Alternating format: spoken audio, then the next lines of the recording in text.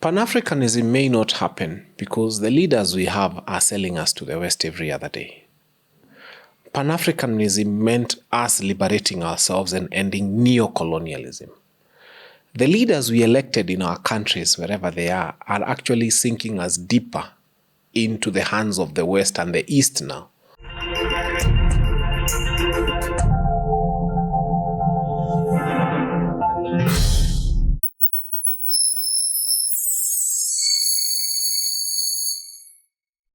Hi there and welcome to Fanya Mambo Africa. A very busy day on the political space in Kenya, of course. It's not even just a day. It's been the weekend to Monday. I honestly don't know what's happening across East Africa region because it started with Kenya, then now we're fighting in Tanzania, we're being deported and stuff like that. To dissect these issues with me, I have none other than Fanya Mambo himself. Very good day to all of us. Depending on where, some people are abroad. Thee Alfa House is big. People are watching us even from Kuala Lumpur. So whatever time on the clock it is, a very good that time of the clock from wherever you are. All right. Yes. How is your Monday? Because it's My crazy. Monday is Monday. Monday used to be a very boring day, those days, but now it's become a day we look forward to. Because so much is happening so fast everywhere. And so there we are. It's an exciting Monday. Exciting. Yeah. Great. Key story has been Senior Counsel Mother Karua was deported from Tanzania with two other advocates yesterday, and they were going to attend the Tundu Lissu being presented in court, the case. But then they were not allowed to go past Julius Nyerere Airport and deported. Where are we as... Okay, first and foremost, I want to celebrate one Ramadan. Ramadan Abubakar is the now president of the East Africa Law Society. I must say I'm happy I sat in a class that had brilliant people. Ramadan was my classmate at Catholic University when we were studying law. He was the one who had invited Mother Karua and the team. I also want to celebrate in the same measure Faith Odhiambo. Faith Odhiambo was also in our class. Oh. And now she's the president of the Law Society of Kenya. So wale walikuwa nauliza kaa nilienda shule. We can the confirm. President of the Law Society of Kenya was my classmate, and the president of the East Africa Law Society was also my classmate. So I had two great classmates, and I celebrate them in I celebrate what they are doing. So Ramadan, thank you. You're doing something good. They had seen the gap in Tanzania. There was need for representation of Tundu Lissu, and there was need to have the right people there. And inviting Senior Counsel Mother Karua, for whom we have profound respect. Mother Karua, hats off. You are a true fighter for democracy. I'm actually even imagining that she must have been doing this from her own pocket, because she's not held public office to steal and to rob and what. So it's a true sacrifice. So before we even speak about the bad things that are happening in Tanzania, let us celebrate those people who have been involved in it. And Lynn Ngugi, who was with Mother Karua, she's been a fighter for human rights. She's been in that space for some time. And you can see those are two strong ladies who come out and they decide, let's do this for the sake of democracy. I studied the second part of my law degree. The next 2 years was in Tanzania. So I understand Tanzania very well. I understand what happens in Tanzania.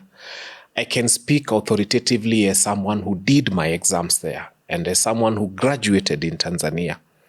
And I can tell you, if there is a country where you have no freedom of speech and no freedom of association, it's Tanzania. In fact, they marvel at the things we do. They see what we do on TikTok and what we write, and they're like, Kenyans are amazing, because that cannot happen in their country. This CCM has had such a strong foot on them, has made life. Throughout my student life, I chose never to want to say anything. Even a commentary on the newspaper, I never wanted to say anything, because that's Tanzania for you. I just wanted to graduate and leave their country with their problems for them. So it is not strange to me when it's happening now. People think Tanzania is a peaceful country. It is one place where people have been kept under real suppression, complete total suppression. When they were voting for Magufuli, the internet was switched off for 3 days. Like it's normal, that's nothing in Tanzania. So CCM is an oppressive regime.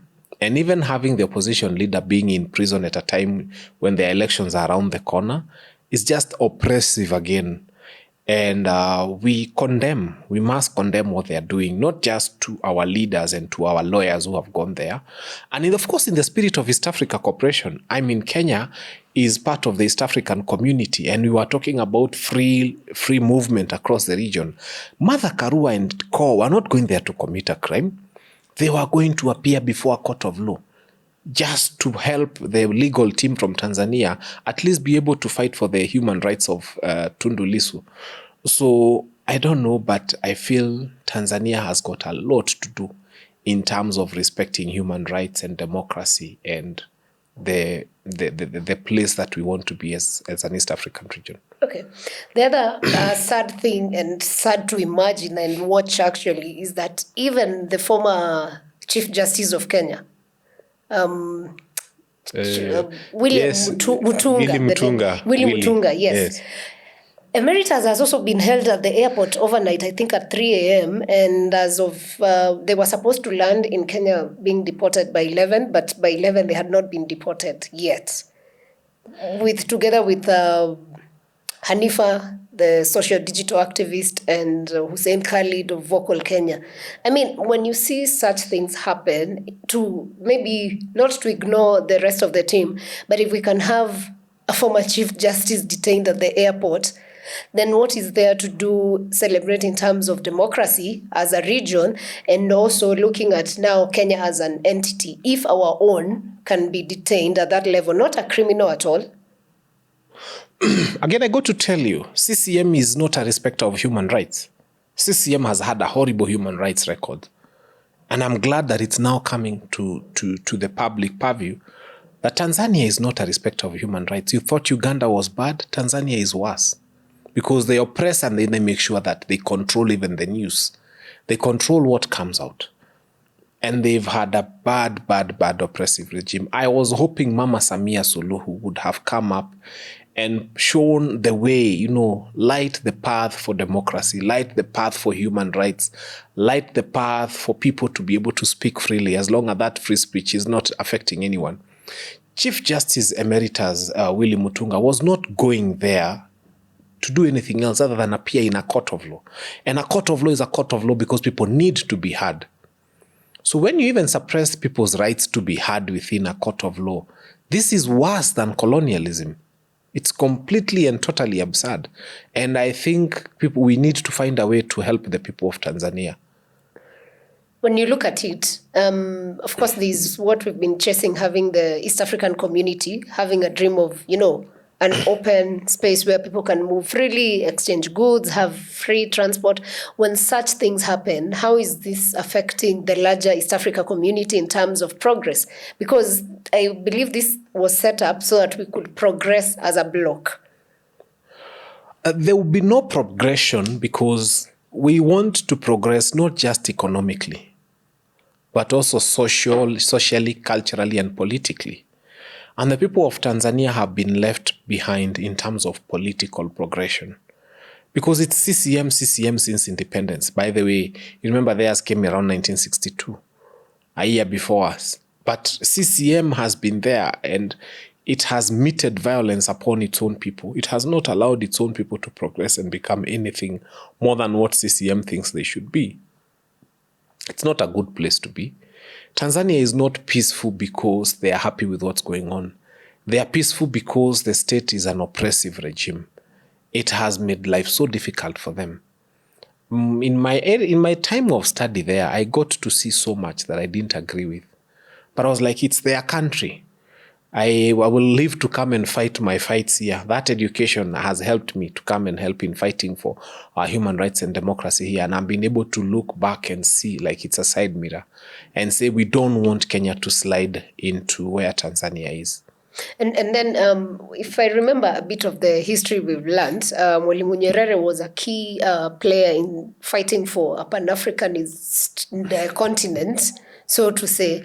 When you look at the dream of Pan-Africanism, are we progressing towards that? Is it still a pipe dream? Is it even achievable if we are still struggling with these small issues? Not just for Tanzania. I mean, we also have our weaknesses. as a country? Pan-Africanism may not happen because the leaders we have are selling us to the West every other day. Pan-Africanism meant us liberating ourselves and ending neocolonialism. The leaders we elected in our countries, wherever they are actually sinking us deeper into the hands of the West and the East now.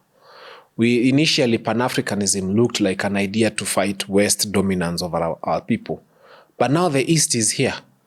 I mean, we are seeing African presidents trooping ourselves to China to go and borrow loans that are given to us in the Chinese currency, which Chinese currency they can literally print and then give to Africa. Because that's what they do. They don't take money from the economies to give to Africa. They just go and print that paper money of theirs and give to African countries. And then when you want to pay, they tell you pay them back in their currency. So then you have to will start buying their currency here. Worst case scenario, you can pay them back in dollars. So this is what's happening. And every time they feel like they are indebted to someone, they can literally just print more money and pay them. And Pan-Africanism would have helped us if, for example, we was to start coming together as regions. You lose a lot of money if you travel from here to Tanzania, just because you have to exchange. You lose a lot of money if you travel from here to Uganda. At least the East African currency would have been something. What will these events that have happened in the last 24 hours have? How will they impact the larger East African community, if anyways? And how will that affect not just now these two countries, but the 8 nations that are member states? I'll tell you, Tanzania does not care as long as they have the right to continue being repressive to their people. They don't mind losing you. After all, the East African community disintegrated primarily because of Tanzania. And Tanzania will not mind losing you. What they want to protect is the hegemony they have, the ability to oppress their own people and suppress them and give them a poor education that doesn't make them anything more marketable than, outside Tanzania, their education is not useful. But you went to Tanzania and it's deliberate. Your law degree is Let me useful. tell you why. The Bachelor of Laws degree is, if you look at what happened, when the British left Africa, or when they were leaving Kenya, there was only one faculty of law, and it was at Dar es Salaam. That's why people like the late Mutula Kilonzo Sr. got his law degree from the University of Dar es Salaam, where I also graduated. Makerere was for commerce. University of Nairobi was for medicine. That's how they started primarily. So for them, the region was easy. Just have a medicine faculty at Chiromo, have a law faculty at Dar es Salaam, have a commercial and economics faculty at Makerere, because for them it was an East African protectorate. And then with time now, universities started diversifying. And by the way, the Evidence Act of Tanzania and the Evidence Act of Kenya is one. The bulk of our laws were just brought down and then they were passed through our parliament. You can't take us that fast. Not everyone watching is a lawyer. No, that's what I'm just trying to say. When you say Evidence Act, we need to understand what that is. Kenya has about 600 acts of parliament. We did not enact most of those acts of parliament. We inherited them from the British. These are acts of parliament that were used there. If you look at something like now the Criminal Procedure Code that is used to help us in prosecuting criminal matters, the Civil Procedure Act, all those laws were not made here. When the British came, they came with the laws they were using in their country. And those are the laws that East Africa adapted. So that's why you find, if you look at the Criminal Procedure Code of Kenya and the Criminal Procedure Code of Tanzania, 95% of what is contained in those acts is the same. If you look at the civil procedure, so basically we inherited more than 500 acts of parliament from the British. And they came and they were enacted law. Our parliamentarians have made very few acts of parliament since independence. I don't think they've reached 200. So the bulk of them have been from the British colonialists, and that's what we've been using as our law. All those things you hear advocates citing as the law, the bulk of them we inherited from the UK. And they came here and they were domesticated into law within most of the British. And that's why you hear Commonwealth law. Like if you study law in South Africa, you study law in Uganda, in Tanzania, it's just about the same thing. Yeah. Okay, interesting. Sorry for going that deep, but no, it's a better explanation. So now at least I want to believe we're all on the same page. Now, we hope that our leaders, the presidents across, will find a way to, find a balance, because we need, if the region is to grow and get to where we imagine East Africa should be, then we have to have a unity of purpose, for sure. Moving back to our home country now. Again, that's just the story of EAC happening on the larger scale. But when you come to the neighbor on the other side of Uganda, which is in Kitale, we have seen Governor Natembeya's home raided earlier today. And Tawe. I think the members of Tawe movement decided to go and react or respond to the police. I'm a very lucky Kenyan. I had a very unique opportunity to do a Tawe with Governor Natembeya. Just the two of us. I always see him doing it with massive rallies. So it was a great honor. Natembeya, wherever you are, I celebrate you. And I stand with you during this difficult time. Remember, Natembeya had spoken some time back and he said he knows they are coming. He knows they want to look for him. They want to witch hunt him and do all those sorts of things. We do not have a problem with the government arresting corrupt governors. The problem is, it appears that there are specific counties that have no corruption. Have you realized that areas that have governors who are amenable to what Kenya Kwanza is doing, none of them has been arrested? Haven't you asked yourself, why is there no governor who is corrupt within the whole of Rift Valley? Why is there no governor who is corrupt within the whole of Nyanza? Why is there no coastal governor who is seen to be corrupt? It's only governors who are seen to be anti this regime who automatically now have become corrupt. This is a weaponization of EACC. If it is true that there are governors who are corrupt, I can tell you, we have 47 governors in this country. Why is it only that those who are anti-government are seen to be corrupt? But Professor Nyong'o and what's the name of the CIA? Orengo. Yes, they also called out the government. Yes, they called out the government, but the government is afraid to break this bread-based government. They know that's at the heart of their unity with Raila Amolo Odinga. So they do not want to have a problem with Anyang' Nyong'o or James Orengo. But the truth of the matter is, those governors, it appears, are only being targeted are the governors who appear not to sing the song of this administration. And that's where we are saying we draw the line. Yani Rift Valley mzima hakuna governor corrupt. The whole of, those regions that seem to support this government, there is no corrupt governor. Those ones are as clean.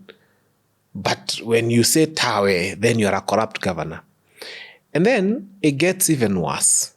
They go to Governor Natembeya, and then the people decide to stand with him.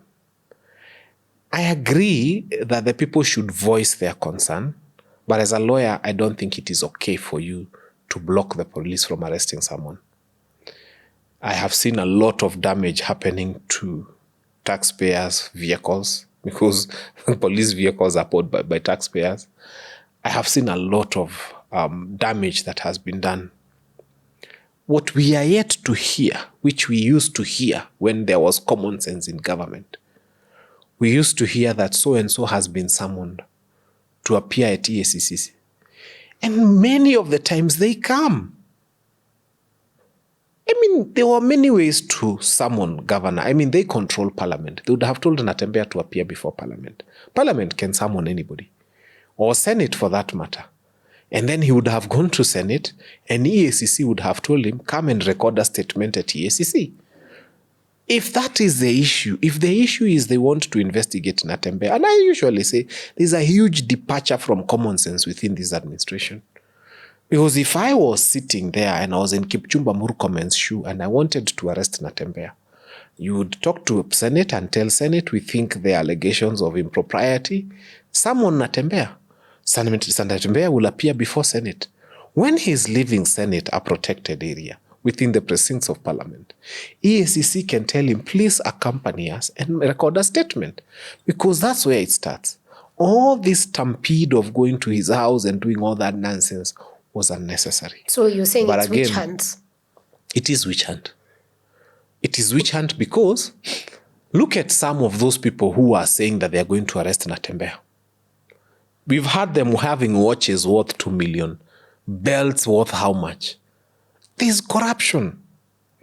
And this is a case of the kettle calling the pot black, or the pot calling the kettle black, because I wish it was some angel saying Natembeya is corrupt. But Kenya Kwanza leaders, we've not recovered from the shock of losing 104 billion to Shah. We've not recovered from the shock of hearing e-Citizen is losing 15 billion and nothing is happening. We've not recovered from the shock of hearing that the government allocated 6 billion for exam invigilation and so on and so forth. And then that money, it was not stolen. It ran away. It hid itself. It's nowhere to be found, because if we say it's stolen, we shall be told we are spreading hate against this army. So let us just say the money decided to hide itself. And it's nowhere, and then we are not sure that we are going to do exams. So those are the people who are saying that Natembeya is corrupt. I remember, this story could have emanated from the whole idea of transferring sugar companies to some private investors for the next 30 years, because Natembeya made some claims after saying that should not happen. Could this be tied to that? And also, what is your feeling about the sugar companies being privatized to, investors? One of them owns more than 170,000 acres of land. The other one has got in excess of 200,000 acres of land. There is nothing about privatization of sugar companies. It is theft of land. And I can repeat that again. The idea is that land, if these sugar companies did not have that land to themselves, nobody would be interested in them. They are not interested in reviving sugar. I keep telling people, look at the Sugar Act. Section 18 regulates on who can mill sugar. In fact, Section 18 of the Sugar Act is all about who can become a supplier of sugarcane. And 19 is about who can be registered to run a sugar mill. Therein lies the problem. If I was head of state today, I would finish the sugar problem with a stroke of a pen. How? Can you imagine a person who plants wheat is allowed to take their wheat, anasiaga wheat yake if you want. You can take your wheat, you dry it, you siaga it, and you can even make cakes or bread. Or you can use it to make animal feeds if they eat wheat. Another person decides to become a cow farmer, and they decide to milk their milk. They can boil their milk, they can package their milk, they can make butter, they can make ghee, they can do whatever they want to do with their milk and sell it as a final product of their choice. A potato farmer is allowed to harvest his potatoes. He's allowed to cut them off and sell them as chips. He's allowed to cut them off and sell them as crisps. He's allowed to do whatever he wants with his potato. But a sugarcane farmer can only sell his sugarcane to Nzoia or Mumias. Therein lies the pain. If you look online, there are very small machines. They are called jaggery. Hata ukienda huko kwao, so many have been put in police stations. They were making sugar, sukari nguru with them, molasses and so on and so forth. If today we told farmers, we have sent cabs to you, start your own micro sugar company. All we care about is standards. So people can go to India and China and buy a small machine. Who said sugarcane must be made at the scale of Mumias? It shouldn't be. You can come just the same way a potato farmer is not having, who said you must sell your wheat like the big flour mills? People are making their own cakes from their own wheat, from their own farm. So let us allow the sugarcane farmer the latitude to cut his cane and turn it into sukari nguru if they want, turn it into molasses if they want, turn it into whatever other byproduct, including ethanol. Because in Brazil, it's the opposite. The ethanol is the main thing, sugar is the byproduct. So the sugar industry does not need privatization. And if it needs privatization, what we need to do is to allow somebody to harvest his 3 acres. And by the way, you've come to Nairobi, you've seen people who wanafinya sugarcane hivi, and then I think they add garlic. Now that is value addition to sugarcane. If the farmer wants to do that with his sugarcane and package now those juices that have got garlic, you know, the way they do on the streets, Kenyans can relate. That should be allowed to happen. So for me, reforming the sugar sector is not bringing those huge investors. It's allowing the farmer at the local level to convert their sugar into something that gives them more value.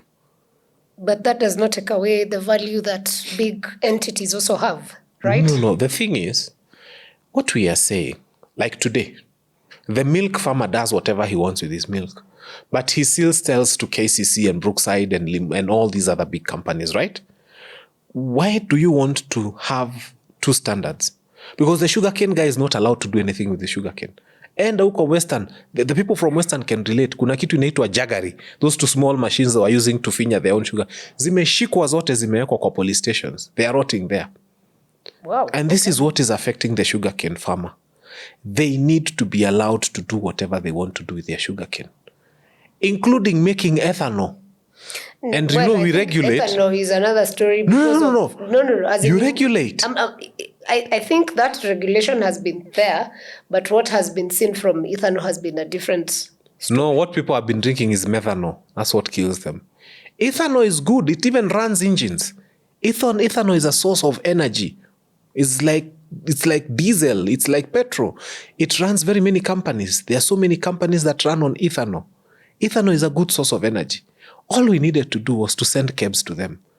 And by the way, when people start producing ethanol, you'll see how many customers will come. But I think you have a lot of trust in that regulation sector, yet a lot of the entities we have suffer from regulation challenges. Let me tell you, what is wrong with ethanol? When you think about it, ethanol is a source of energy and sometimes it's also alcoholic. Okay? Those people are already drinking things that are killing them anyway. Today, it's easier to get an imported drink from Italy in any bar than it is to get Moratina from Murang'a here. Let's open up the sugar industry. Agree. Yes. That part, totally agree. One of the MPs was very vocal about the whole idea of having sugar companies prosper and, farmers get what they need is Mumia's East MP, Peter Salasya, who has suddenly just shifted, no longer talks about sugar companies, and now decided to focus on a presidential campaign. He wants to be president, which is okay. It is his right. He's a citizen. But the question is, why the sudden change? And why would someone who was really had the heart of farmers at heart switch to a campaign mode? And now he's, I think, in some police station. Why did they never have a problem with Salasya, speaking about sugarcane? And why do they now automatically have a problem with Salasya campaigning for the presidency? Therein lies the answer. Out of 22 million voters, 16 million are below the age of 40. The voter registration process is coming. We might get 5 million new voters. So we would have about 27 million voters, 60 to 65% of whom will be below the age of 40. And what is happening, I can tell you from where we sit, William Ruto is not afraid of Rigathi Gachagua. He's not afraid of he's not afraid of anybody above the age of 50. They know that as long as it's within that club of their own, they can play around with leadership. What those people are afraid of is the emergence of a Fanya Mambo, a Salasya, these young people we've been seeing saying, I am going for the presidency, and then the Gen Zs and millennials decide to back them. Why? That changes the whole game. Because they would lose everything they have. What William Ruto owns today, and the people like all those other presidential candidates, let me not mention them because they're Kenyans who follow them and they'll say I'm fighting them. The bulk of those people own about the same assets. And the bulk of them, if they were to hold a Bible, they would not swear that they have not stolen from public. They have stolen. And so those people are afraid of a young generation that is clean, that has got no blood on their hands. saying, the other day we met some young people, 7 of us, unelected. We hold no public office. We've never been elected. It was a news item for 4 days. Yet the whole country had met somewhere. They were bearing the rate Ongondo Were. All the politicians were there. On the same day, 7 young people who have never held any public seat anywhere met. And the whole of Twitter, the whole of Facebook, the whole of the news was about me and some young people who had met. And actually the people who were beating us the most are bloggers from the very old politicians we have in this country. Across, they united all of them. Why? Because the day me and you and all the other millennials and Gen Zs will meet up and say, look, we are doing this. We are making one of our own president. Our whole lot will lose everything they ever owned and had. And everything they had stolen to give to bequeath to their children. And the status they had created that they are small demigods who control the whole population. Salasya is being fought for waking up to what is the biggest fear of these big people. And their biggest fear is when a young person will come and get the support of all the other people and they make him president. Very interesting perspective, because some other people believe otherwise. Yes, I'll tell you. In fact, let's not run away from that. One of the first things that those old people do, all of them collectively, is when Sarah Mwangi decides today, I am going for presidency, what do they say? Amepewa pesa na state. Amenunuliwa na state. They have to taint your image before before you even start. They will even start saying that they have been seeing your car going to State House. And you have money, and you've been brought so that you can ruin the opposition. Who is saying it? It's the collection of all those old people combined, fighting a young person. Why are they fighting? Some of these young people, you are being told they have been bought. If you look at their lives, some even I know them personally, they live in their parents' homes. How would a guy who has been bought continue living in their parents' home and driving borrowed cars, and you see them with borrowed cars, you think they have money? They call it game of town. So the truth of the matter is, there is a huge, deep fear from within the big political class that young people can vote for one on their own. Okay. Yeah. That'll be very interesting, by the way, because of course the young people are the biggest chunk of voters. You've mentioned that the president is not afraid of former deputy president Rigathi Gachagua, who again in the last 12 hours, where is he, by the way? I hear the police are looking for him. Even Rigathi is not him. afraid of William Ruto. From the way Rigathi speaks, he's not afraid of William Ruto. The police are looking for him. He's a former deputy president. By the way, he has got security. By law, and some of his security men are officers. So they would know where he is if they wanted him. Why would they want to arrest him? If they wanted to arrest Rigathi, I have, I saw barricades on the road. I don't know, Subarus, and that is not a person who wants to arrest Rigathi. Let me ask you, someone owes you money. And then you hear, you've been trying to trace this person for 2 years. Then you hear that person is coming from Gatanga. But you know where this person lives. And then you go and set up vehicles on the road somewhere so everybody can see, saying, nangojea fulani yako na pesa yangu hapa. What are you doing? You are alarming that person. You are making them prepared. That person, if they wanted to run away, they would run away. If you really wanted to get a hold of the person who owes you money, so utangoja saa 8 ya usiku, you track their phone, you see where they are. That time when you approach them, you'll only probably find 5 or 6 people in that compound, which is family, and you can nab them. They know where Rigathi lives. They know all his homes.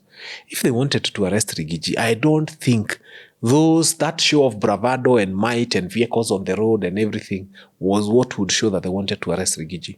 So what was that? And also it's being attached to the statement he made about if IEBC allows theft of election, then 2007 would look like a Christmas party. Christmas party, yes. Yes.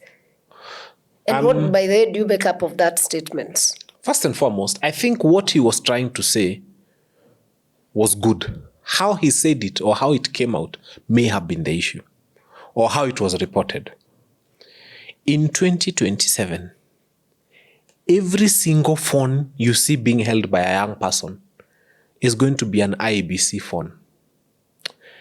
If this room here is a voting station, you will see people saying, this is Jamhuri Primary School, classroom number 7B, this stream.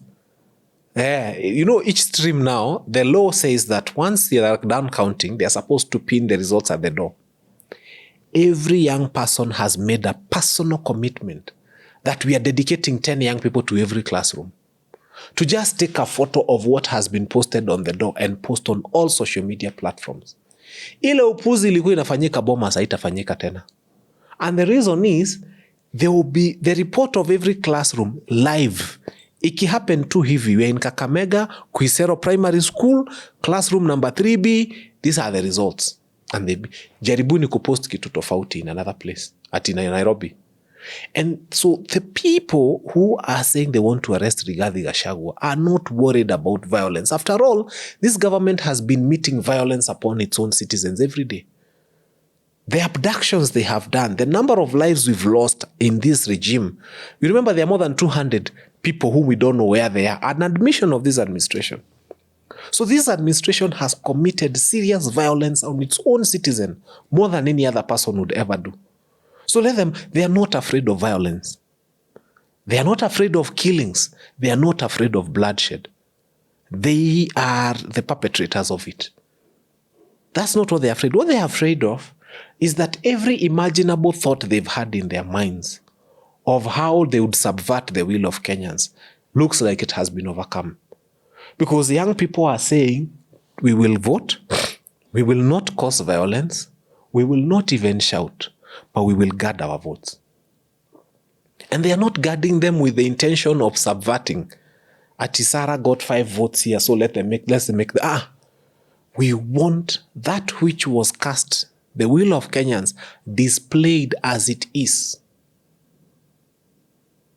So Rigathi may not have explained this well, but what we are trying to say is that whoever will try to rig the elections in 2027 will find it so hard. Because before you can even announce at the polling station level, now the constituency level, every classroom's results have been posted everywhere. Okay. Yeah. What do you make up of the new IBC commissioners? I mean, I know there have been a lot of discussions around that. Contradictory reports. Horrible questions. choice. Horrible. Why horrible? Our constitution, and I had that, I think 88, section 8, article 1, 88 of the constitution, says that you cannot become an IBC commissioner if, one, you have been holding a public office, or you had vied for an election the previous 5 years. Nur Hassan, that gentleman, forgetting his actual names, had vied for an elective seat somewhere. By dint of that, he's not qualified to have become one of the commissioners on the roll. He will be disqualified the minute people move to court, because the law is very clear. Number 2, Anne Derito. She's the CEO of the political parties at the ORPP. She's a public officer. The law is so clear, not in an act of parliament, but in the supreme law of the land, the constitution, that a person who holds a public office cannot be appointed. Yani wanajua yeye ndio saa hata ukienda ORPP kugoogle, that's who she is. But isn't then this, are we jumping the gun? Because then this is the role of parliament. These names are supposed to be taken to parliament, right? I mean, let's use a little bit of common sense. Number 1, anybody who presented themselves for that interview should have at least read the constitutional provision that creates the office of the Commissioner of IBC. If I go and offer myself knowing very well that I'm a public officer, and I waste public time and taxpayers' time sitting at that interview, I should even be charged. Because I am wasting taxpayers' interview, money and time and TV and airtime, being interviewed for a position that I very well do not qualify, because I am holding a public office as I come for that interview. If I had vied for an election within the last 5 years, I am not supposed to present myself before that committee. And by the way, IBC had published a list of the people who had been shortlisted.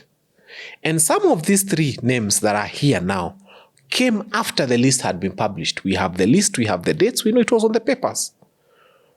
So as we have these conversations, let us just say that we are going to have an IEBC that doesn't meet the constitutional threshold. It is going to come before the Committee of Parliament, I think on the 25th. And I would tell that Committee of Parliament, please, this is the time to just uphold the rule of law. And I think by appointment of these people, the whole idea was to delay the IEBC process because they knew court cases will come. I think this regime is not interested in having IEBC. You think so? That's why they would literally choose people they know do not. Kenya has an attorney general. Attorney General, where are you? These simple things. Why did you allow these names to get to that stage? You should have advised the organs of state, because you advise all organs of state, that because of the law and its constitution and it's written, these 1, 2, 3, 4 people do not qualify to be on this list. And if anybody moves to court, they have a very strong case. You know, there are cases you say the judges will have to imagine. This one is so clear, it's in black and white, that you've held public office or you're holding public office, you've run for an office, an elected position, you don't qualify. So the idea is to frustrate having IEBC.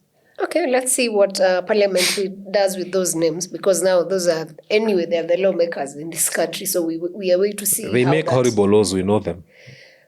Still, we are waiting to see how that process goes, because we are a democracy. I mean, that's the Constitution is our guiding principle in the country, so can't say much besides that. Now, something else that has happened, or rather is keeping the public, eye awake, is the issue of budget, because we're coming to June, July, when our new government year begins. And key to note is that there are some institutions that are not considered in the budget per se, or rather they've been considered, but there are fractions that are lacking. And one of them was that there was no money budgeted for invigilation of exams and marking. And we have kids who are in Form 4 and Class 8 grade 9. Grade 9 and grade 6. Yes, and 6, who are expected to sit for exams. So what happens in that scenario, or so what next? And why would that happen in the first place? I think grade 9, they call it KJSEA. Grade 6, they call it KEPSEA. And then there's KCSE at Form 4 level. Yes. I am a parent of 2 children who literally are supposed to sit the exams this year. In public schools, I tell people, my children go to public schools, they don't go to. And there's a problem. The government forgot that children are supposed to sit. For the first time since independence, they forgot. One thing that they never forget is to allocate 2.3 billion for the renovation of Harambee House. They never forget $1 billion every other time. In fact, in a year, we usually hear another $1 billion sent to State House. State House is in a constant state of construction. Huko ni manyundo tu. There's always construction going on at State House. There's always construction going on at Harambee House, an office where, when was the last time we had the president was at Harambee House? I'm not They should have allocated more money for the renovation of his Land Cruisers. He spends more time on his Land Cruisers campaigning. But there's no money for the priorities. That's why I'm saying this administration does not mean well for Kenyans. I saw Warren Buffett donating 3.8 billion to the health sector. Our hospitals right now do not have vaccines. Unazaa mtoto unaenda naye hana vaccine. They won't get this mark we used to get here. For the first time since independence. They won't get that because there are no vaccines in hospitals. But there is money to renovate State House constantly. There is money to renovate state lodges. There is money to renovate the president's office at Harambee House and so many other useless projects that are happening. There's money for a lot of international trips. I mean, we had money to go and bury the Pope and a huge delegation. There's money to go and bury the Pope. Even for people who are known not to be Catholics. There's money for trips to China. There's money for trips all over the world. The only money we don't have is for... Allow me to engage you for a few seconds. I bought some peas, minji, over the weekend. And every time I engage that young man in a conversation, because when you're buying, you have a conversation. I asked him, so why 200? Why not 150? And he responded to me in such good English. He said, oh no, I have to sell at 200 because of my buying price, the cost. Then I was wowed. I told him, you speak very good English. He told me, I am a doctor. I said, wait a minute. Yes, he said, I'm a doctor. He is one of those few young people who graduated from medical school, and then there's no money for interns. Only 1.2 billion. Ya renovation ya state house iko 2.3. Harambe house iko. But 1.2 billion for these interns is not there. So this young man now is buying minji from Gikomba every morning and selling. Then I told him, but then he told no buts. He told me his friends, you've seen these bicycles that have got a bag at the back. They're delivering food and so on and so forth. He told me 3 of his classmates are riding those bicycles. They're delivering. They're medics. They're doctors. But how else? Because without internship, even getting a private doctor to employ is very hard. That's where we are as a nation. So when you talk of money and wrong priorities, it moved me almost to a tear to see someone speak such good English. He's so polished.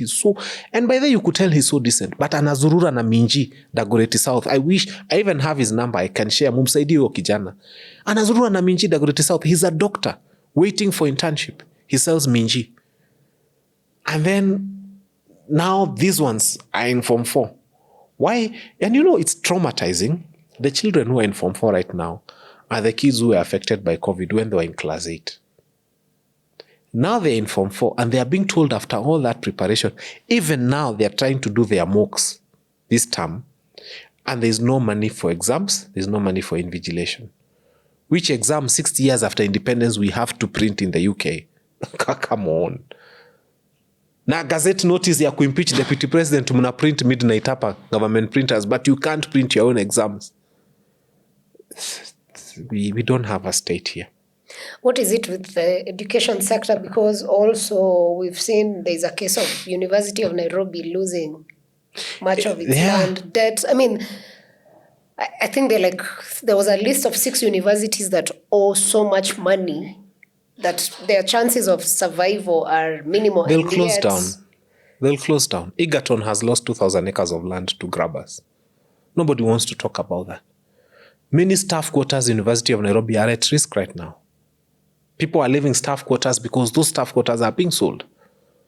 And the indebtedness of universities, the universities are indebted because even that capitation that was supposed to go to universities is not going. So there's a lot. This is the regime that has had the highest level of taxation ever since this country came. It's the regime that has borrowed the highest amounts of money. It's the regime that has collected the most from Kenyans. Yet it's the regime that has given the least, delivered the least. You can't say debts are bad and you're paying debts and yet you're borrowing more than every other person. If you were incapable of paying, the lenders would not give you. Banks are like those people who give you an umbrella when the sun is out. And when it starts raining, banks will come for the umbrella. So if Kenya, there was a problem of cash flow and liquidity, we would not be getting loans, but we are getting more. So let them not give us that excuse of how much they're using to pay debt, because they are borrowing more than they have ever found having been borrowed in this country. And this borrowing last week brought us to a status where we are being discussed at the US Senate, and Kenya was being told we need to relook the relationships. Because the president went to China and said we need to relook our relationship with the US or the West for that issue. So what happens in that scenario? Because now the West is questioning our ability to, I think you don't understand who William Ruto is. When William Ruto goes to Bungoma, for example, he speaks about the people of Mount Kenya as if this news will not get to them. And he forgets that this microphone and this camera will relay that. He goes to Mount Kenya, he speaks to them about people of Kisumu as if the people... He was in China and I think he was imagining that information will not get to the US. And so he was pleasing the Chinese temporarily there to get some money there. And then he was hoping to go to the US and tell them bad things about China. Luckily, the US Senate did not accept that. And they have said it very specifically and they have mentioned his name.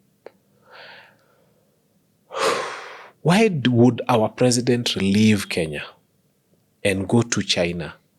And around the time when he went to China and made that infamous speech, he had sent his deputy to Uganda.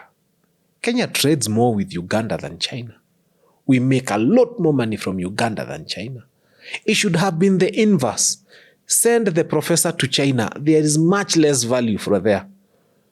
And send yourself to Uganda. That is our biggest trading partner.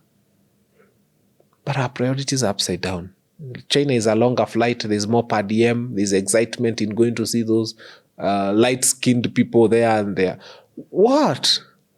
So what happens with our relationship with the US? I mean, it's even worse maybe because now we have a It's going to get worse. It's going to get worse. Because this administration will make many more blunders. It's going to get terribly worse. It's going to get really, really bad. And there's a catastrophe right now. You've seen USAID is not giving food to even the refugees. The rations have gone down. So I'm imagining now we are going to be faced with bigger problems as a country because those refugees live here. And if they are hungry in the camps, they will bolt out. Close to 1 million of them. Na ulisikia watapewa voters card. So to be very, very realistic, like what's the best way for Kenya to deal with our partners in the West and in the East? Because you can't operate alone. That's it is for sure. simple. I have always said it. Everything, there's a bunch of experts for everything. We have very good diplomats in this country. I wish we allowed them to work.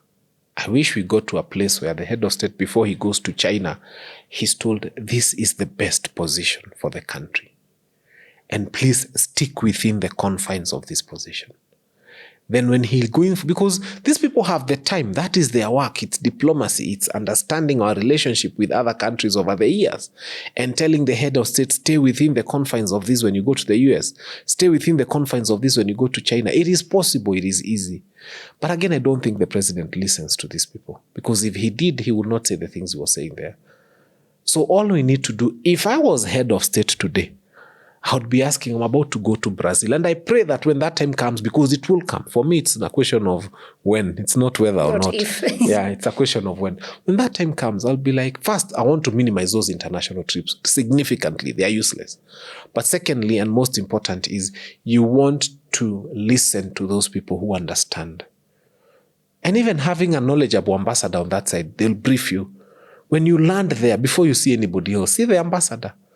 Have a sit down, ask them, ground ikoaji. And then now you are able to go and make. But sometimes you go there, you just start addressing people and you've not even been able to establish what's the right thing. Okay, maybe he does. We are assuming because we are never in those rooms at this point. You can't speak to the right people. You can't speak to the right people and then say the things that he said in China. You can't speak to the right people and then say the things he said about Russia. Which now I don't even know what our relationship with Russia looks like. We are doing fine so far. That's your imagination. Well, also because I've never been in those rooms, but I genuinely we are not hope doing well. We are not doing well internationally. We did huge blunders in Congo. So look at what we've done in Sudan. Everywhere we are just messing. It's landmines everywhere we step. Boop, boop, boop, boop. And now if we don't handle the Tanzania situation nicely, another landmine. And there are our neighbors here. Unajua tumeoa huko, wameoa huku, tunakula vitungu yao. We are friends. So this one has to be handled very well. Very carefully for that matter, because I understand a lot of our onions are from there. And if Mama Mutakula Samia bila vitungu to... nyinyi, mcheze tu na Mama Samia. I hope for the best. Now, when you look at the public generally, you see issues of education, issues of lack of funding for exams, issues of lack of... I saw a parent who was begging people online if they know somewhere where their kid can get the BCG vaccination that they tell. You know, now it's becoming like when we were begging for the COVID vaccine, and It's very unfortunate. So when you see all these things and listen to the public, there is a sense of anger that is across. What is the danger of having a population that is so angry for not getting the basics? You know, in addition to the infrastructure projects that we saw Uhuru did, the fundamentals were there. I mean, we never had a conversation about BCG. We never had a conversation about exams not being printed. How you know a failed administration is when you have people who in the month of May are telling you that they've not paid for the printing of exams that will happen in the month of November. That's how how can you forget that children will sit an exam? How can you not have BCG vaccines? How? That's an administration that has been, and by the way, let me tell you what they are doing. They've come up with something they are calling economic empowerment program. Na hii ujinga inafanywa Mount Kenya peke yake. They come, led by Oscar Sudi and a few others and the deputy president. Within Mount Kenya, they tell people to form groups, women groups and youth groups and I don't know, whatever groups. And literally the only thing they are doing is giving money. At your youth group is being empowered.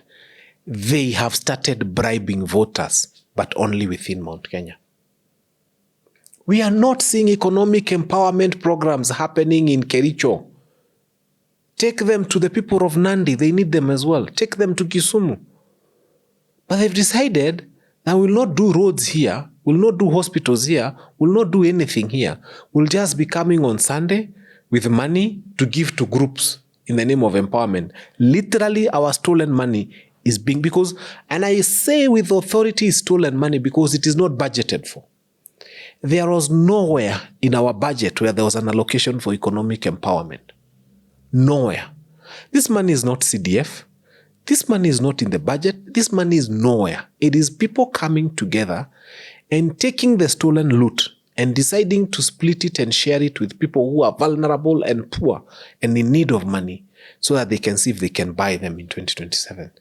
And that has to be stopped. Collect all that money, go and buy BCG vaccines and put them in hospitals. Make it, make Linda Mama work. Make healthcare work. University today, mimi nimewekwa WhatsApp group mpaka nimechoka. Fundraising for kids who are going to university. It never used to happen. At least it had stopped after Moi. Now this is like the Moi administration, then you put steroids. Just take the Moi administration, put steroids, you get this administration. So what's the danger of an angry population? A hungry man is an angry man. These are Kenyans who are eating 1 meal a day. And now they've gotten to a place where, the problem with a vaccine, it's not a cash payer part you can import.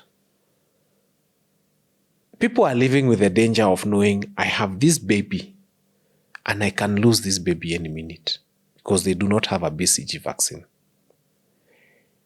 And I cannot import a BCG vaccine for myself. Do I cross the border and go to Tanzania that people consider to be poor? It's not. They have BCG. Uganda has BCG. I wouldn't be surprised even Somalia probably has BCG. But nyinyi hamna. And there's an administration claiming to provide leadership. It's a very sad day to be alive. And this whole affair of vaccines is happening because we were not able to pay the supplier. I think it was 900 something. I'm not sure whether it's million debt or something. So then the supplier decided, I'm going to cut short. So that's what is happening on that area. And I hope the Ministry of Health has seen those cries because online is so much polio, all those necessities. There's nothing. Anyway, I hope the Ministry of Health and the government generally it's under Duale. Is working for... And Duale is, speaking to Kenyans the way he's speaking to Kenyans. When you remember who your Minister for Health is, I think we just need to talk to Tanzania now. Tell them, when you're placing your next order, place double. Then we can be buying across the border. Or we make friendship with Uganda. Ikipitia hapa tunasimamisha Naivasha tunagawa kidogo. Because we don't have a government. Wow. Yeah, we just need now somebody, Uganda. This is a cry for help. Tanzania, it's so urgent. Kuna mtoto amezaliwa leo. Na hana. And the first thing kanadungwa kanalia. Hana. So tuletewe tu iliko karibu hata kama ni ya Somalia. I'm sure Somalia have BCG. Well, South Sudan, they have BCG. I still hold the government will do what is necessary because that's the only way out. We do not have shortcuts. We can't play around with people's health. That's key. Anyway, as we conclude, what would be your closing remarks to our viewers today? My closing remarks to our viewers is they asked me Fanya Mambo uko chama gani? And it's a question I want to answer, but to answer in perspective, because it's a very important question. My answer is I am in all the opposition political parties. When DAP was launching, I was there. When PLP of Mother Karua was launching, I was there. When DCP was launching, I would have been there, but something happened on the material morning, so I didn't make it. And I will attend all the other opposition, I have to make it very clear, opposition political parties when they are launching. Because I remember when we were in Limuru 3, we formed Haki Coalition. And our vision then, which we still hold now, was that all these opposition political parties will come under the umbrella of one coalition called Haki Coalition. So to Mother Karua, to Rigathi, to Natembeya, to inject Party Morara, to all those people who are holding political parties that are within the opposition ambit, I have offered myself to be the coordinator of Haki Coalition because it had fizzled away. And all we want to do is to bring all of you people under one umbrella. So which is my party? My party is a collection of all those parties put together, because the common dream of taking William Ruto home in 2027 through the ballot can only be realized that way. So my party is that coalition that will be the mother coalition for all these parties. I mean, we respect Wiper, we respect all these other political parties. But if I was to join any of them today, Kenyans will tell me, you've gone to Wiper, where ni chama ya Wakamba. And you cannot stop Kenyans from speaking the way they want to speak. You tell them, I have gone to DCP, you know the things they will say. You tell them, so I am a member of all those parties. And the only way to make it work is we have put together Haki Coalition. It's actually a registered coalition. What we need to do is to say we all fall under this. Haki means justice. It's Kiswahili for justice. So Haki Coalition should be the mother party of all of them. And I am standing here and saying, I see all of you. But from where I sit, God has given me a national outlook to things. I cannot then limit myself to any of those. We have to be here and to say, all these have to coalesce into something. I am at the helm of that something. That's why I'm waiting for them. Please come quickly and come to this coalition table. That's where we need you, so that people will not say, hii ni ya Wakisi, hii ni ya Wajaluo, hii ni ya Wakikuyu. We will halt them from saying anything horrible, because they will look at us and they'll see the face of Kenya. All right. Yeah. I hope your fellow members of the opposition have heard you. I'm sure every one of them is saying they're also looking to have you on their table. To be honest, I've had those. Citizens, we are just watching. To be honest, I've had those conversations with very many of those political parties. And my answer has been, yes, I am a member of your party. Then they tell me, you are confused. I tell them I'm not confused. I am a member of all opposition political parties that are not working with government today. And in that sense, let us bring them into one umbrella. Then I can say this is my party. But this thing of me joining DAP, Ntambo yo chama ni ya Waluya, if I join any of those, I love PLP. Mother Karua has always stood out as a mother. And she's brilliant and wonderful, and we celebrate her. But then again, people will say all sorts of things. They will find a reason. But when you bring all those political parties together, you tell them, sasa ziko pamoja. Mpaka inject tumeweka hapa ndani. Ziko hapa. Now tell us, where is the problem? It will be hard for anybody to bash us. Because we shall have shown them that we have brought people across the country, and we have brought people across generations. And now we are sitting in one table. And we are saying, fight us now.